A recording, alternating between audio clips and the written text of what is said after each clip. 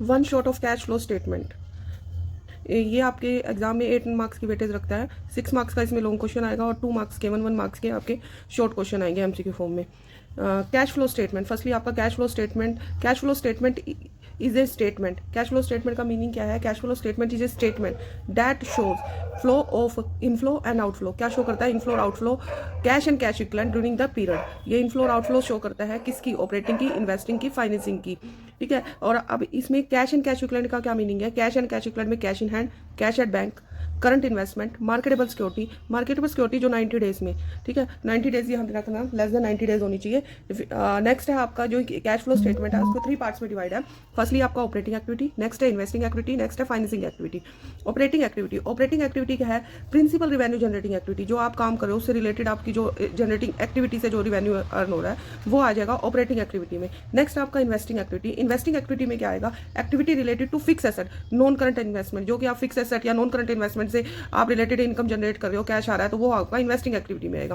Financing activity में आएगा जैसे कि आप शेयर्स ले रहे हो, डिबेंचर ले रहे हो, इशू कर रहे हो या उन्हें रीपेमेंट कर रहे हो, तो उस जो एक्टिविटी है वो आपकी आएगी फाइनेंसिंग एक्टिविटी में।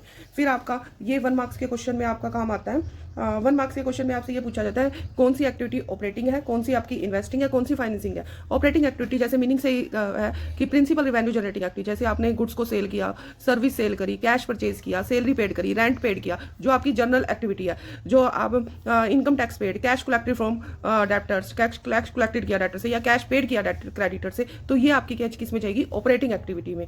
फिर आपकी इन्वेस्टिंग एक्टिविटी में आपकी जो एसेट्स है, ठीक है, फिक्स एसेट या नॉन करंट इन्वेस्टमेंट, आप सेल करोगे या परचेज करोगे, वो आपका इसमें आएगा, जैसे purchase of fix asset, sale of fix asset, loan and advance given, sale of non current asset, dividend received और रेंट रिसीव्ड। फिर आपका क्या आएगा? फाइनेंसिंग एक्टिविटी में डिविडेंड और रेंट रिसीव्ड क्या है कि आपने कोई प्रॉपर्टी दे रखी है, प्रॉपर्टी रेंट पे दे रखी है तो उससे रेंट मिला है, और डिविडेंड जैसे आपने कोई शेयर्स परचेज करके उससे आपको क्या हुआ? डिविडेंड रिसीव्ड हुआ है। नेक्स्ट है आपका फाइनेंसिंग एक्टिविटी में जैसे इंटरेस्ट पेड, डिविडेंड पेड, जो पेड किया आपने, फाइनेंस ले रखा है, वो आपने पैसा ले रखा है तो आपको डिबेंचर से पैसा लेगा तो इंटरेस्ट पेड करना पड़ेगा, डिविडेंड पेड करना पड़ेगा, issue of shares, issue of debenture, loan raise, short term long term borrowing, इसमें शॉर्ट टर्म लॉन्ग टर्म दोनों बोरिंग्स आएगी। फिर इसमें शॉर्ट टर्म और लॉन्ग टर्म में शॉर्ट टर्म में आ जाते हैं कैश क्रेडिट और बैंक ओवरड्राफ्ट। ये ध्यान रखना, कैश क्रेडिट और bank overdraft cash and cash equivalent का पार्ट नहीं है, जबकि किसका पार्ट है? ये फाइनेंसिंग एक्टिविटी का पार्ट है। तो आपको ये 1 मार्क्स में क्वेश्चन आ जाता है कि आपको ये बताओ डिविडेंड रिसीव आपका कौन सी एक्टिविटी का पार्ट है? ऑपरेटिंग एक्टिविटी का, इन्वेस्टिंग का, फाइनेंसिंग का, तो ये पार्ट है इन्वेस्टिंग का। फिर इसमें जो इंपॉर्टेंट ट्रांजेक्शन है ये भी आपके 1 मार्क्स के क्वेश्चन में काम आती है, बहुत हेल्पफुल है। Transaction having no effect of cash and cash equivalent, ऐसी ट्रांजेक्शन जो कैश और कैश इक्विवेलेंट को इफेक्ट नहीं करती, उसमें आपकी आ जाएगी ऑल क्रेडिट ट्रांजेक्शन। जो क्रेडिट ट्रांजेक्शन है जो आपके अपने कैश में नहीं करी, तो वो आपकी क्या आ जाएगी? इसमें कैश एंड कैश इक्विवेलेंट को इफेक्ट नहीं करेगी। कैश डिपॉजिट इनटू बैंक, आपने कैश को बैंक में जमा कराया, कैश को बैंक में जमा कराया, आपने कैश को बैंक में जमा कराया तो कैश कम हो गया और बैंक का बैलेंस आपका क्या हो गया? बढ़ गया, इंक्रीज हो गया, तो इससे कोई इफेक्ट नहीं पड़ा क्योंकि दोनों ही आपके cash and cash equivalent head में आते हैं। ऐसे ही आपने कैश विड्रॉ फ्रॉम बैंक कराया, तो आपके पास कैश आ गया और आपका बैंक का बैलेंस कम हो गया, जो कि दोनों ही कैश एंड कैश इक्विवेलेंट के हेड में आते हैं। तो कैश एंड कैश इक्विवेलेंट का टोटल करोगे तो वही का वही आएगा, इसलिए no effect. Purchase of marketable security भी आपका क्या आता है? कैश एंड कैश इक्विवेलेंट में आता है, तो इससे भी कोई इफेक्ट नहीं पड़ेगा क्योंकि ये भी कैश एंड कैश इक्विवेलेंट में आता है। सेल ऑफ मार्केटेबल सिक्योरिटी, इससे भी कोई कैश में कोई भी इफेक्ट नहीं पड़ेगा क्योंकि आप मार्केटेबल सिक्योरिटी सेल करोगे, मार्केटेबल सिक्योरिटी कम हो जाएगी, डिक्रीज हो जाएगी, और कैश इंक्रीज हो जाएगा, जो कि दोनों head cash and cash equivalent में आते हैं। इशू बोनस शेयर इशू करें तो इससे भी कोई कैश का इफेक्ट नहीं पड़ेगा। Issue of share other than cash, आपने क्या करे? शेयर इशू करे, लेकिन कैश के अलावा, जैसे आपने किसी से मशीनरी परचेज किया, मशीनरी के लिए आपने क्या करेगा? उसे शेयर इशू करेगा, तो इससे भी कोई इफेक्ट नहीं पड़ेगा। Conversion of debenture into share, आपने क्या करा? डिबेंचर को शेयर में कन्वर्ट कर दिए, तो इससे भी कोई कैश एंड कैश, क्योंकि कैश का कोई इसमें इफेक्ट ही नहीं पड़ रहा। नेक्स्ट है राइटिंग ऑफ बैड डेट्स, आपके कोई बैड डेट्स है उसे अगेंस्ट प्रोविजन फॉर डाउटफुल से रिटर्न ऑफ करेगा, तो इससे भी कोई आपका इफेक्ट नहीं पड़ेगा कैश एंड कैश इक्विवेलेंट में। तो ये 1 मार्क्स में बहुत इंपॉर्टेंट है।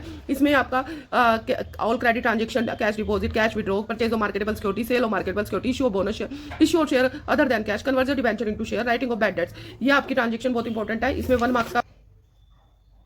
नेक्स्ट आपकी ट्रांजेक्शन जो है वो आपकी 3 एक्टिविटी में डिवाइड है, ऑपरेटिंग एक्टिविटी, इन्वेस्टिंग एक्टिविटी और फाइन। अब आपको ऑपरेटिंग एक्टिविटी में क्या ऐड करना है, क्या माइनस करना है, तो वो आपको देखना होगा। तो पहले ऑपरेटिंग एक्टिविटी, पहले आपका आता है net profit before extra ordinary item. इसको आप वर्किंग नोट में भी बना सकते हो, ऑपरेटिंग एक्टिविटी में भी कर सकते हो। आपका नेट प्रॉफिट, पहले आपको क्वेश्चन में नेट प्रॉफिट दे रखा होगा, ये statement and profit and loss दे रखा होगा, तो आपने कैसे निकाला नेट प्रॉफिट? करंट ईयर में से प्रीवियस ईयर का माइनस कर देना है। आपको 2 ईयर के बैलेंस दे रखे होंगे तो करंट ईयर का में से प्रीवियस ईयर का माइनस कर दोगे। फिर ट्रांसफर टू रिजर्व में भी ऐसे करोगे, current year minus previous year. फिर आएगा नेक्स्ट आएगा provision for tax. Provision for tax आपको लेना है करंट ईयर का। करंट ईयर का या तो आपको दो बैलेंस दे रखोगे करंट ईयर प्रीवियस ईयर, या आपको दे रखा होगा मेड ड्यूरिंग द ईयर, तो आपको कौन सा लेना है मेड ड्यूरिंग द ईयर, या फिर इसके अलावा ऐड करोगे प्रपोज डिविडेंड। प्रपोज डिविडेंड ध्यान रखना प्रीवियस ईयर का ही ऐड होगा, करंट ईयर का हमेशा इग्नोर मारते, करंट ईयर का कहीं पे भी नहीं आता। इंटरिम डिविडेंड, इंटरिम डिविडेंड आपको एडजस्टमेंट में दे रखा होगा, वो भी ऐड होगा। एक्स्ट्रा ऑर्डिनरी आइटम जो आपको लॉस हुआ है, loss by earthquake, loss by fire, तो आपको ये क्या करना पड़े, प्लस करने पड़ेंगे, ऐड करने पड़ेंगे। नेक्स्ट आपको टैक्स रिफंड, जो आपको टैक्स रिफंड हुआ है, जो आपने एक्स्ट्रा टैक्स दे दिया था उसको रिफंड हुआ है, वो भी आपका क्या हो जाएगा माइनस हो जाएगा। Next extra ordinary item, extra जैसे इंश्योरेंस क्लेम से जो आपका लॉस हुआ था, इंश्योरेंस क्लेम से आपको पैसा रिकवर हो गया, वो भी आपका माइनस होगा। तो ये आपको प्लस माइनस करके आपको नेट निकलेगा net profit before tax and extra ordinary item. ये आपका फर्स्ट स्टेप है। फर्स्ट स्टेप इसमें आपको याद करने की अब शॉर्ट ट्रिक है, टिप रे। टिप रे मतलब transfer to reserve, provision for tax current year का या made during the year, propose dividend previous year का, interim dividend and extra ordinary item जो कि लॉस हुए हैं। ठीक है, फिर इसमें से दो चीजें माइनस करनी है, tax refund minus extra ordinary item जो आपको क्लेम के पैसे मिले। ये आपका फर्स्ट स्टेप निकल गया। नेक्स्ट आपका स्टेप है non cash and non operating item. Non cash and non operating item क्या है, इसमें आपको शॉर्टकट ट्रिक क्या है, दिलीप। डी से आपका है depreciation on fix asset add होगा, एमोटाइजेशन ऑन इंटेंजिबल एसेट या रिटर्न ऑन इंटेंजिबल एसेट जैसे गुडविल, एमोटाइजेशन या रिटर्न ऑफ वर्थ मिलेगा आपको। Loss on sale of fix asset, जो आपको फिक्स एसेट से लॉस हुआ है तो वो भी आपका इसमें ऐड हो जाएगा। Interest on loan, interest on loan चाहे आपका शॉर्ट टर्म पे हो चाहे लॉन्ग टर्म पे हो, वो भी आपका ऐड होगा। नेक्स्ट है आपका प्रीमिलरी एक्सपेंसिस, प्रीमिलरी एक्सपेंसिस भी ऐड होगा। नेक्स्ट है increase for provision for doubt, जो प्रोविजन फॉर डाउटफुल इंक्रीज हुए हैं वो आपके क्या हो जाएंगे, प्लस हो जाएंगे। तो आपकी शॉर्टकट ट्रिक है दिलीप। नेक्स्ट आएगा माइनस। माइनस आपका क्या होगा, gain on sale of fix asset, और आपका माइनस होगा rent, interest and dividend receive, ये आपके क्या हो जाएंगे, माइनस हो जाएंगे। तो आपकी शॉर्टकट ट्रिक होगी दिलीप एंड ग्रिड। दिलीप में आपका डी से डेप्रिसिएशन, ए से एमोटाइजेशन, एल से लॉस, आई से आपका इंटरेस्ट, पी से प्रीमियरी एक्सपेंसेस और आई से ही increase in provision for doubtful debt, G से आपका गेन, आई से आपका इंटरेस्ट, आर से रेंट, डी से डिविडेंड रिसीव। ये प्लस माइनस करके आपका निकलेगा operating profit before working capital changes. फिर आपको क्या करना है, प्लस करना है करंट एसेट। करंट एसेट में आपको क्या करना है, अगर करंट एसेट डिक्रीज हो रही है तो ऐड होगी, करंट लायबिलिटी इंक्रीज हो रही है तो आपकी क्या हो जाएगी, प्लस होगी। फिर करंट एसेट आपकी इंक्रीज हो रही है तो माइनस होगी, और करंट लायबिलिटी डिक्रीज हो रही है तो माइनस हुई। तो आपको क्या करना है, करंट एसेट इसमें क्या करिए, उल्टी चल रही है, नेगेटिव फैक्ट, और करंट लायबिलिटी आपकी सीधी है, मतलब करंट एसेट अगर इंक्रीज होगी तो प्लस होगी और करंट लायबिलिटी डिक्रीज होगी तो माइनस होगी। ऐसे करंट एसेट इंक्रीज हो रही है तो माइनस होगी, और डिक्रीज हो रही है तो प्लस होगी। फिर इसमें कुछ चीजें आपको माइंड में रखनी है जब करंट एसेट और करंट लायबिलिटी को लोगे, क्योंकि यहाँ पे आपकी स्टूडेंट हमेशा गलती करता है। आपको ये माइंड में रखनी है कि शॉर्ट टर्म प्रोविजन आपका प्रोविजन फॉर टैक्स, जैसे या तो शॉर्ट टर्म प्रोविजन के नाम से दे रखा होगा, ये आपको कहां पे मिलेगा, करंट लायबिलिटी में, क्योंकि यहाँ पे मैंने कहा करंट लायबिलिटी लेनी है, तो करंट लायबिलिटी में ये चीजें नहीं लेनी। क्यों नहीं लेनी, शॉर्ट टर्म प्रोविजन या तो प्रोविजन फॉर टैक्स के नाम से मिलेगा या प्रोविजन फॉर डाउटफुल डेट्स के नाम से। प्रोविजन फॉर टैक्स आप ऊपर ले सकते हो, नेट आपने क्या करा है, net profit before tax extraordinary item में आप इसको पहले ही ले चुके हो तो इसलिए नहीं आएगा, प्रोविजन फॉर डाउट भी ले गए। अब नेक्स्ट है आपका short term borrowing. Short term borrowings में आपका कैश क्रेडिट और bank overdraft, cash credit and bank overdraft, ये आपका कहा जाता है फाइनेंसिंग एक्टिविटी में, इसलिए आपको इसको करंट लायबिलिटी में नहीं लेना। नेक्स्ट आपका कैश एंड कैश इक्विवेलेंट भी यहाँ पे शो, करंट आपको कैश एंड कैश इक्विवेलेंट आपको मिलता है करंट एसेट में, ये भी आपको नहीं लेना। करंट इन्वेस्टमेंट ये भी आपको नहीं लेनी हो, क्योंकि ये सारी तीनों चीजें cash and cash equivalent, current investment, marketable security, ये सारी आपकी किस में जाती है, कैश एंड कैश इक्विवेलेंट में, तो ये आपको करंट एसेट में नहीं लेने। फिर आपको क्या लेने कि फिर ये आपका करंट एसेट और करंट लायबिलिटी का होकर आ गया। फिर नेक्स्ट है कैश, ये आपको प्लस माइनस करके आएगा, कैश जनरेट फ्रॉम ऑपरेशन। फिर इसमें ये जो स्टूडेंट हमेशा गलती करते हैं, भूल जाते हैं, इसको ध्यान रखना। फिर माइनस करना है टैक्स पेड। टैक्स पेड मतलब प्रीवियस ईयर का, मतलब नेट का मतलब है अगर कोई रिफंड मिला है तो वो माइनस करके आपको जितना आपने टैक्स पेड किया एक्चुअल वो आएगा। नेक्स्ट है एक्स्ट्राऑर्डिनरी आइटम, जो एक्सपेंसिव, जो आपने लॉस, आपके लॉस हुए थे जो ऊपर आपने क्या करे थे, ऐड किए थे, नीचे क्या करने हैं आपको माइनस करने हैं। फिर एक्स्ट्राऑर्डिनरी आइटम क्लेम, जो क्लेम क्या है, जो आपको इंश्योरेंस क्लेम से पैसा मिला तो जो आपने क्या करा था, ऊपर माइनस किया था, नीचे क्या करना है, ऐड कर। अब ये प्लस माइनस करके क्या निकलेगा, cash flow from use in operating activity, या तो फ्रॉम निकलेगा तो आपका प्लस में आंसर है, यूज निकला है तो आपका माइनस में आंसर है। तो ये आपका क्या मिल गया, ऑपरेटिंग एक्टिविटी। ये किससे बन रहा है, इनडायरेक्ट मेथड से। पहले आपने क्या करना है, पहला स्टेप क्या है, net profit before extraordinary item. Before extraordinary item में टिप रे लेना है, और फिर आपका क्या लेना है, net cash profit before tax and extraordinary, इसमें दिलीप और ग्रिड, दिलीप वाले ऐड होंगे, ग्रिड वाले माइनस होंगे। फिर आपको लेना operating profit before working capital changes निकल गया, इसमें करंट एसेट और करंट लायबिलिटी लेनी है। करंट एसेट इंक्रीज होगी तो माइनस होगी, करंट लायबिलिटी इंक्रीज होगी तो प्लस हो जाएगी, और करंट एसेट डिक्रीज होगी तो प्लस होगी, और करंट लायबिलिटी डिक्रीज हो जाएगी तो क्या हो जाएगा, माइनस हो जाएगा। फिर आपको लेना है कैश जनरेट फ्रॉम ऑपरेशन, ये जो कि आप भूल जाते हो, जिसमें से टैक्स पेड माइनस करना है, नेट वाला। फिर एक्स्ट्राऑर्डिनरी आइटम, जो एक्सपेंसेस हुए थे, जो लॉस हुए थे, वो माइनस करने हैं। एक्स्ट्राऑर्डिनरी आइटम, जो क्लेम से पैसा मिला इंश्योरेंस कंपनी से, वो ऐड कर देना। ये क्या निकलेगा, कैश फ्लो फ्रॉम निकलेगा तो प्लस में, यूज निकलेगा तो माइनस में, ऑपरेटिंग एक्टिविटी। फिर आपकी सेकंड एक्टिविटी है इन्वेस्टिंग एक्टिविटी।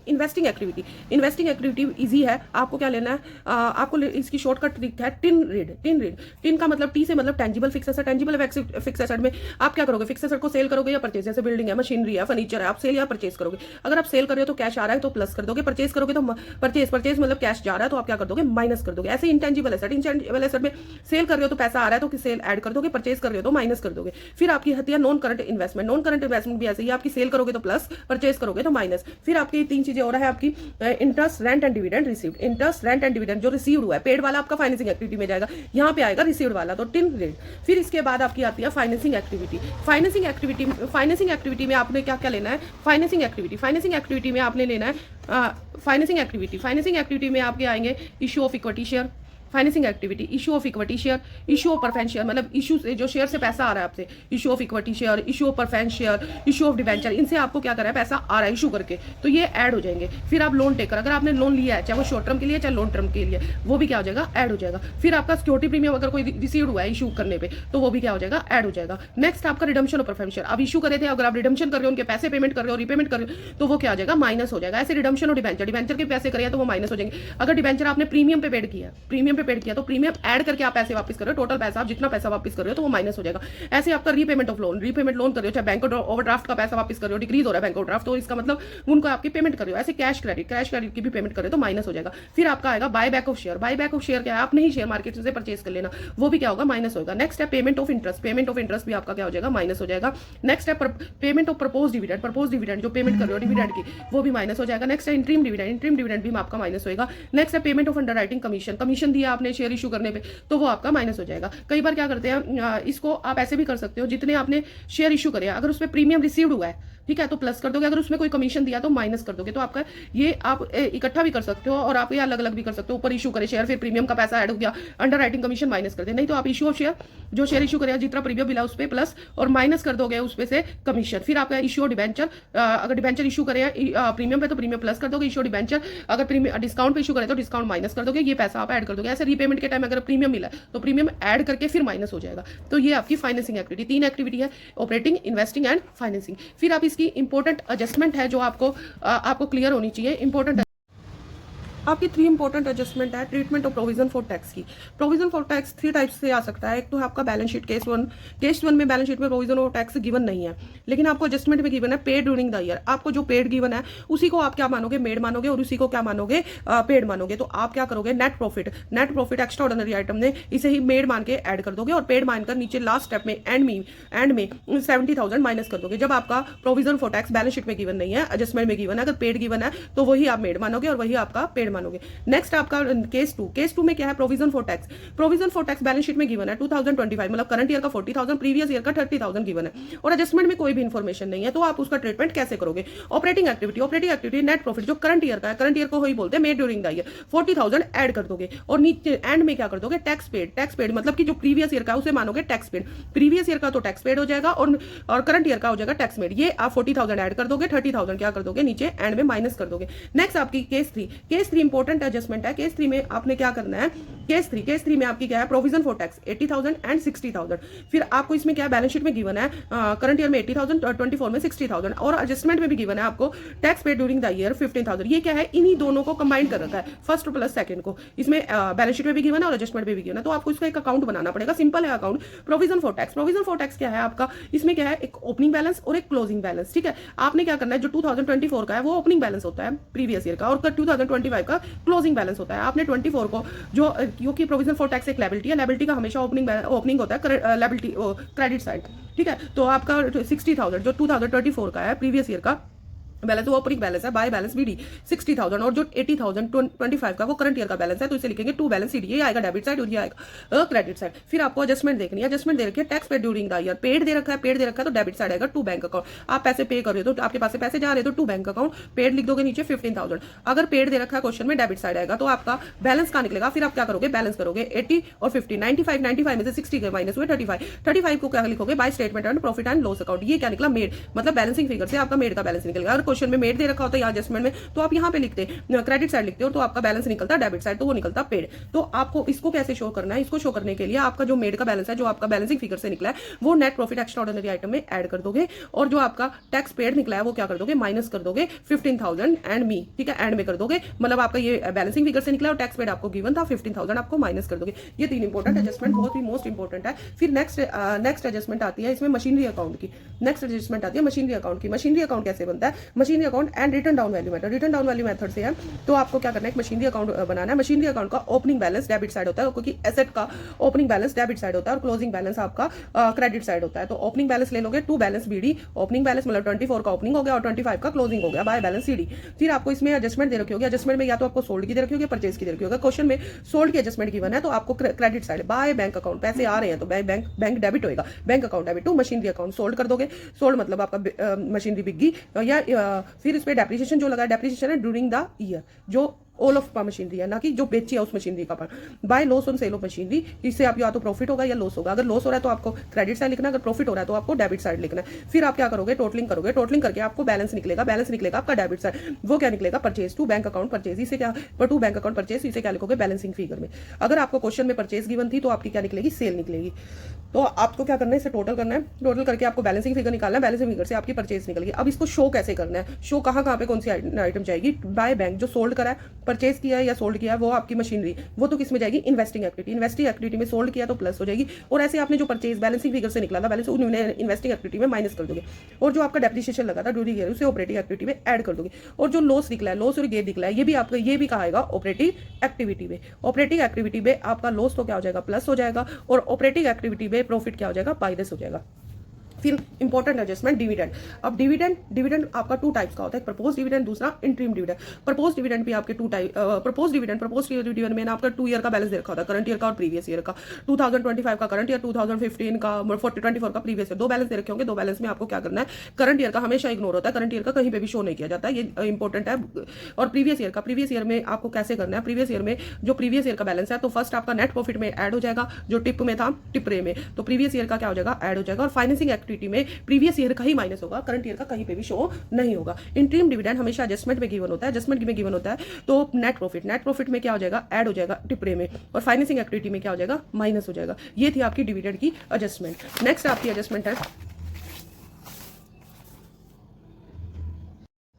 नेक्स्ट क्या है कि आपका मशीनरी अकाउंट एट कॉस्ट पे, एट कॉस्ट का मतलब कि मशीनरी अकाउंट अलग है और एक्यूमुलेटेड डेप्रिसिएशन आपने क्या करा है, अलग से बनाया है, या एक्यूमुलेटेड एडिशन या प्रोविजन फॉर डेप्रिसिएशन अकाउंट। तो आपको इसको कैसे बनाना है, दोनों बनाने पड़ेंगे। प्रोविजन ऑफ डेप्रिसिएशन तब बनेगा जब इसका ओपनिंग और क्लोजिंग दोनों बैलेंस से रखा होगा। तो आपको कैसे बनाना है, मशीनरी अकाउंट अभी पहले बनाया था, सेम वैसा, वैसे इसमें एक डेप्रिसिएशन ही चेंज होता है। और machinery account opening balance to balance BD, opening balance आ जाएगा, नीचे आएगा यहाँ पे closing balance by balance C D, closing balance, ठीक है। तो अब आपने क्या करा, क्वेश्चन में अगर सेल गिवन है तो बाय बैंक अकाउंट सोल्ड, ठीक है, जितने की आपने सोल्ड किया। बाय एक्यूमुलेटेड डेप्रिसिएशन, ये वो डेप्रिसिएशन है जो मशीनरी सोल्ड करिए, on the part of machinery sold, यहाँ पे ड्यूरिंग द ईयर डेप्रिसिएशन नहीं है, ऑन द पार्ट जो मशीनरी बेची है उसका डेप्रिसिएशन है। फिर निकलेगा by loss on sale of machinery, या तो लॉस निकलेगा या प्रॉफिट निकलेगा। फिर आप इसका बैलेंस करोगे, बैलेंस करके आपको क्या निकल जाएगा, debit side to bank account, मतलब कि आपका ये क्या निकला, परचेज निकला, और इसे क्या लिखोगे, बैलेंसिंग फिगर में, ठीक है। फिर आपका क्या बनेगा, नीचे इसी के साथ आपका एक्यूमुलेटेड डेप्रिसिएशन अकाउंट बनेगा। एक्यूमुलेटेड डेप्रिसिएशन में क्या करेगा, ओपनिंग बैलेंस आपका क्रेडिट साइड आएगा और क्लोजिंग बैलेंस आएगा आपका डेबिट साइड, ये आपको बैलेंस गिवन होगा। इसके बाद जो आपका ये एक्यूमुलेटेड डेप्रिसिएशन है वो आपका क्या आ जाएगा, आपका मशीनरी अकाउंट में जो एक्यूमुलेटेड डेप्रिसिएशन है on the part of machinery sold, वही आपका नीचे आ जाएगा एक्यूमुलेटेड डेप्रिसिएशन में टू मशीनरी अकाउंट। फिर आपका क्या करेगा, बैलेंसिंग फिगर निकलेगी, बैलेंसिंग फिगर को आप किसमें डालोगे, by statement and profit and loss में आपने बैलेंस किया तो ये निकल गई। अब ये जो बैलेंस निकली है ये ड्यूरिंग द ईयर डेप्रिसिएशन है, ये टोटल डेप्रिसिएशन है, जो आपकी मशीनरी बेची है या जो नहीं बेची, टोटल ईयर का डेप्रिसिएशन है, टोटल ईयर का डेप्रिसिएशन यहाँ पे आएगा, और on the part of machinery sold का डेप्रिसिएशन आएगा। यही बच्चे गलती करते हैं, टोटल ईयर का डेप्रिसिएशन यहाँ पे आएगा, on the part of machinery sold यहाँ पे आएगा। अगर क्वेश्चन में ड्यूरिंग द ईयर डेप्रिसिएशन दे रखा है तो आपको ये गिवन है, अगर ये गिवन है तो आपका ये बैलेंसिंग फिगर से निकलेगा to machinery, part of machinery sold का डेप्रिसिएशन, फिर आपको यहाँ पे लिखना है by accumulated depreciation machinery sold. ये आपका क्या है, मशीनरी और एक्यूमुलेटेड डेप्रिसिएशन की मोस्ट इंपॉर्टेंट एडजस्टमेंट है। अब गलती आपकी यहाँ पे भी होती है, अगर मशीनरी कॉस्ट में दे रखी है, कॉस्ट में दे रखी है तो पहले आपका डेप्रिसिएशन माइनस होगा, फिर आपकी क्या निकलेगी, बुक वैल्यू निकलेगी, फिर सोल्ड करोगे, सोल्ड जितने में करा, फिर इससे आपकी क्या निकलेगी, प्रॉफिट या लॉस निकल जाएगा। फिर प्रॉफिट एंड लॉस निकलने के बाद प्रॉफिट एंड लॉस निकल जाएगा आपका। और फिर आपकी क्या होगी, दूसरी तरह से ऐसे भी हो सकता है कि बुक वैल्यू, ऑलरेडी आपको बुक वैल्यू दे रखी है, बुक वैल्यू दे रखी है तो इसका मतलब ऑलरेडी आपके में से डेप्रिसिएशन माइनस है, तो आप दोबारा से डेप्रिसिएशन नहीं माइनस करोगे, तो डिसोल्ड माइनस कर दोगे, फिर आपका क्या निकल जाएगा, प्रॉफिट एंड लॉस। दोनों में ये डिफरेंस है, ये कॉस्ट पे दे रखा है, बुक वैल्यू में, इसमें पहले डेप्रिसिएशन माइनस किया जाएगा, इसमें डेप्रिसिएशन ऑलरेडी माइनस है। ठीक है, तो अब आपको इसे शो कैसे करना है, शो वैसे ही आपका जो सोल्ड किया है वो हो जाएगा आपका इन्वेस्टिंग एक्टिविटी में ऐड हो जाएगा, जो परचेज किया है इन्वेस्टिंग एक्टिविटी में माइनस हो जाएगा, जो एक्यूमुलेटेड डेप्रिसिएशन ये कहीं नहीं आएगा क्योंकि ये पार्ट ऑफ मशीनरी सोल्ड है। आपको कौन सा डेप्रिसिएशन आना है, ये वाला ड्यूरिंग द ईयर डेप्रिसिएशन, ये कहा जाएगा ऑपरेटिंग एक्टिविटी में। और जो लॉस या प्रॉफिट हुआ है वो किस में जाएगा, ऑपरेटिंग एक्टिविटी में। ये आपकी एडजस्टमेंट है, एक मोस्ट इंपॉर्टेंट एडजस्टमेंट है आपकी, ये जो कि 1 मार्क्स में क्वेश्चन 100% आता है कि आपको दो ऑर्गेनाइजेशन, एक तो फाइनेंशियल ऑर्गेनाइजेशन, दूसरी है non financial organisation. Financial organisation bank है, फाइनेंस का ही काम करती है। ठीक है, नॉन फाइनेंशियल जैसे मैन्युफैक्चरिंग, जो गुड्स का प्रोडक्शन वगैरह कर दिया, फाइनेंस का डेली का ही काम है, फाइनेंस को देना लेना। ठीक है, तो उसके लिए आपको इंटरेस्ट रिसीव्ड और पेड, फाइनेंशियल ऑर्गेनाइजेशन के लिए उसका रेवेन्यू जनरेट का काम है, तो ये दोनों ही आपका किस में जाएगा, ऑपरेटिंग एक्टिविटी में। इंपॉर्टेंट एडजस्टमेंट है, फाइनेंशियल ऑर्गेनाइजेशन के लिए इंटरेस्ट रिसीव्ड और इंटरेस्ट पेड हमेशा किस में जाएगा, ऑपरेटिंग एक्टिविटी में। और नॉन फाइनेंशियल ऑर्गेनाइजेशन के लिए इंटरेस्ट रिसीव्ड, इंटरेस्ट आया है तो ये किस में जाएगा, इन्वेस्टिंग एक्टिविटी में, क्योंकि वो रेवेन्यू जनरेट से नहीं है, उसने कोई प्रॉपर्टी दे रखी होगी, तो उससे क्या होगा, उसने रेंट लिया होगा, कोई बिल्डिंग रेंट पे दे रखी होगी तो उससे रेंट हुआ है, तो इसमें तो उसने पैसा दे रखा था तो उसका रेवेन्यू जनरेट का काम है, तो ऑपरेटिंग एक्टिविटी में। लेकिन यहाँ पे कहा इन्वेस्टिंग एक्टिविटी में। और जो इंटरेस्ट पेड किया वो फाइनेंसिंग एक्टिविटी, उसने उधार ले रखा होगा, जैसे लोन ले रखा है या शेयर, तो डिबेंचर से पैसा ले रखा है, तो इंटरेस्ट जो पेड कर रहे हैं वो फाइनेंसिंग एक्टिविटी में आएगा। नेक्स्ट आपका डिविडेंड रिसीव्ड और डिविडेंड पेड। फाइनेंशियल ऑर्गेनाइजेशन है तो डिविडेंड रिसीव उसका रेवेन्यू का काम है, तो ये क्या आएगा, ऑपरेटिंग एक्टिविटी में। और डिविडेंड पेड किस में आएगा, फाइनेंसिंग एक्टिविटी में। ऐसी नॉन फाइनेंशियल ऑर्गेनाइजेशन है, नॉन फाइनेंशियल ऑर्गेनाइजेशन में डिविडेंड रिसीव तो आएगा इन्वेस्टिंग एक्टिविटी में और डिविडेंड पेड आएगा फाइनेंसिंग एक्टिविटी में। नेक्स्ट एडजस्टमेंट है treatment of interest on debenture account. Treatment on interest on debenture adjustment, इसमें क्या होता है, आपको ना एक ये रेट दे रखी होती है, ये जो 12% दे रखी है, ये क्वेश्चन में अगर नीचे एडजस्टमेंट में कुछ नहीं कह रखा तो आपको ध्यान रखना है, इससे आपको इंटरेस्ट खुद ही निकालना है।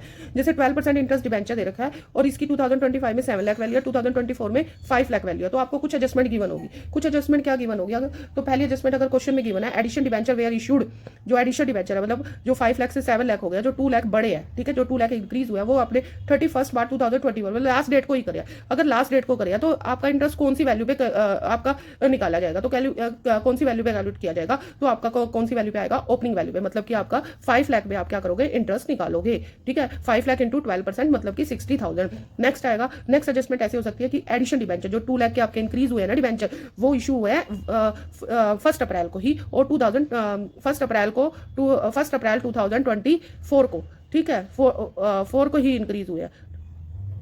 ठीक है, 1 अप्रैल 2024 का ही इंक्रीज हुआ है, तो आपका किस पे इंटरेस्ट लगेगा, क्लोजिंग वैल्यू पे, क्योंकि पहली तारीख को ही आपके जो डिबेंचर थे वो 5 लाख की जगह कितने हो गए थे, 7 लाख हो गए, तो आपका जो इंटरेस्ट है वो इंटरेस्ट किस पे लगेगा, क्लोजिंग की वैल्यू में, मतलब 7 लाख पे इंटरेस्ट लगेगा, 7 लाख पे आप 12% से आप इंटरेस्ट लगाओगे। नेक्स्ट आपकी एडजस्टमेंट है, नेक्स्ट एडजस्टमेंट है कि आपकी एडिशन डिबेंचर वेयर इशूड करे आपने मतलब कि एक 1 अक्टूबर को करे, 1 अक्टूबर को करे, तो आपका क्या होगा कि जो ये 5 लाख थे, 5 लाख सितंबर तक तो यही मतलब कि 1 अक्टूबर तक तो 5 लाख रहे, और 1 अक्टूबर के बाद हो गए 7 लाख, 2 लाख इंक्रीज हो गए, तो आपने क्या करना है, मतलब 5 लाख पे 6 मंथ का इंटरेस्ट और फिर 7 लाख पे 6 मंथ का इंटरेस्ट। फिर आपकी ऑप्शन 4 में क्या है कि कोई भी इन्फॉर्मेशन नहीं दे रखी, तो आपको किस पे इंटरेस्ट लगाना है, तो हमें तो अगर कोई इन्फॉर्मेशन नहीं है तो ओपनिंग वैल्यू पे ही इंटरेस्ट लगाना है। अगर आपको क्वेश्चन में 1/4/2024 दे रखा है कि इंक्रीज हुआ है, तो आपको किस पे लगाना है, क्लोजिंग वैल्यू पे। अगर क्वेश्चन में 31 मार्च 2024 मतलब एंड ऑफ द ईयर में ही आपके इंक्रीज हुआ है, तो किस पे लगाना है, ओपनिंग वैल्यू पे। अगर कोई बीच की डेट है तो आपको हाफ उस पे कर देना, मतलब जितने मंथ का उस पे लगे, फर्स्ट पे लगेगा ओपनिंग वैल्यू पे, फिर क्लोज। और कोई इन्फॉर्मेशन नहीं है तो ओपनिंग वैल्यू पे ही फॉर्मा बनाना है। ठीक है, फिर उसके बाद cash flow from operating activity में पहला आपका net profit before extra ordinary item, ये आप वर्किंग नोट में बना सकते हो। वर्किंग नोट में आप क्या क्या ऐड करोगे, टिप रे मतलब टी से ट्रांसफर फॉर रिजर्व, आई से ट्रिप डिविडेंड, पी से propose dividend, provision for tax. ठीक है, एक्स्ट्रा ऑर्डिनरी आइटम कोई एक्सपेंसेस हुए हैं तो माइनस कर दोगे रिफंड टैक्स और एक्स्ट्रा ऑर्डिनरी रिकव, या वर्किंग नोट में बना सकते हो। नेक्स्ट आपका नॉन ऑपरेटिंग या नॉन एक्सपेंसिस आइटम, जैसे दिलीप ग्रिड आपका मतलब नॉन, ये है आपके एक्सपेंसिस। फिर आपको क्या करना है, एक्सपेंसिस के लिए 4 लाइन ब्लैंक छोड़ देनी है। फिर आपने लेनी है non operating income, non income में ग्रिड आता है, ग्रिड के लिए आप 2 लाइन्स ब्लैंक कर देना। फिर क्या लिखोगे, operating profit before working capital changes आ जाएगा। फिर आपने क्या करनी है, ऐड करना है इंक्रीज इन करंट लायबिलिटी और डिक्रीज इन करंट एसेट। फिर इसके लिए आप 4 लाइन ब्लैंक छोड़ दोगे। फिर लेस करोगे decrease in current liability and increase in current, 4 line blank छोड़ दोगे। फिर आ जाएगा कैश फ्रॉम ऑपरेशन। फिर इसमें से आपने क्या करना है, लेस टैक्स पेड ऐड करना, माइनस करना है। फिर इसमें आपका क्या आ जाएगा, फिर 2 लाइन ब्लैंक छोड़ दोगे जैसे एक्स्ट्रा ऑर्डिनरी आइटम के लिए था। फिर आपका आ जाएगा कैश ऑपरेटिंग एक्टिविटी, या तो फ्रॉम निकलेगा या यूज निकलेगा, प्लस में निकलेगा तो फ्रॉम, यूज निकलेगा तो माइनस। ये आपका क्या बन जाएगा, फर्स्ट ए नंबर डाल दोगे। फिर आपने बनाना है cash flow from investing activity. Investing activity में आपको फिर 6 लाइन ब्लैंक छोड़ देनी है।